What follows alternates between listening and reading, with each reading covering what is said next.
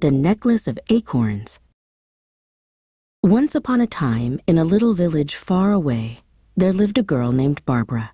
She was pretty and kind and very good-tempered, but she lived with her stepmother, who was very mean and bad-tempered. Poor Barbara had to do all the housework and run all the errands. One day, Barbara was on her way back from the market in a nearby town, carrying a basket in which there were a few eggs and 2 small pieces of cheese, as ordered by her stepmother. As she went through a wood, singing happily and swinging the basket in her hand, she came to a large oak tree. Sitting on the roots of the tree was an old lady who looked so tired and hungry that Barbara could not help feeling sorry for her. "Can I do anything to help you?" asked Barbara. "If you have anything to eat to offer me, I should be very grateful to you," replied the old lady. Barbara knew very well that as soon as she reached home again, her stepmother would want an account of every penny she had spent and what things she had bought, but she did not care. Taking an egg and a piece of cheese from the basket, she gave them to the old lady. "It is not very much," she said, "but please take it." "You are very kind, and you deserve good luck," said the old lady, taking the food. "I am sorry that I cannot pay you back in the way I would like, but I am going to give you a small gift." Taking out of her pocket a necklace made from acorns, she offered it to the girl. "Take it and always carry it with you," she told her. Barbara thanked her, took the necklace of acorns, and went happily on her way. When she got home, her stepmother was waiting. "Why are you late? Where have you been? What have you bought, and where is my change?" asked the stepmother.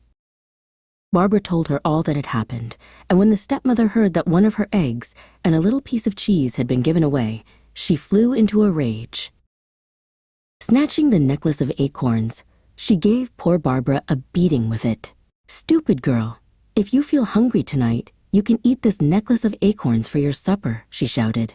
"Then perhaps you will learn not to give good food away for worthless things. Now, get off to bed." Crying, Barbara went to her chilly room. Before she went to sleep, very upset and very hungry, she put the necklace of acorns in an old chest, among other little things that had once belonged to her own dear mother. 5 years passed by. One day it was announced that in honor of the prince's birthday, all the villagers would be invited to a party in his honor.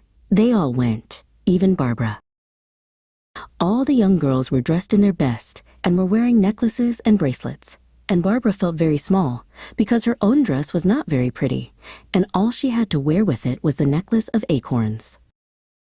When the other girls saw Barbara so poorly dressed, they were sorry at first, and then they began to laugh at the sight of her acorn necklace. "You had better not come with us," said one. "People will not think much of our village." It was not surprising that Barbara burst into tears, but at that moment a young man on horseback rode by, with his page boy trotting alongside. When the rider asked the reason for Barbara's tears, one of the girls answered, "You see, sir, this girl dressed in such a poor dress and wearing only a necklace of acorns is from our village, and we think it is better that she does not go to the party in case she is a disgrace to us." While the young horseman stared hard at Barbara, a most wonderful thing happened. The dress she was wearing changed into a beautiful gown, and the necklace of acorns became a necklace of sparkling diamonds. Smiling, the young man got down from his horse, and with all the other girls staring in surprise, he took Barbara by the hand and escorted her to the palace. There at the party, Barbara found herself sitting next to the young man in a place of honor, for he was none other than the prince himself. Soon afterwards, they were married, and Barbara found great happiness and good fortune, as the old lady under the oak tree had promised in return for her kind deed.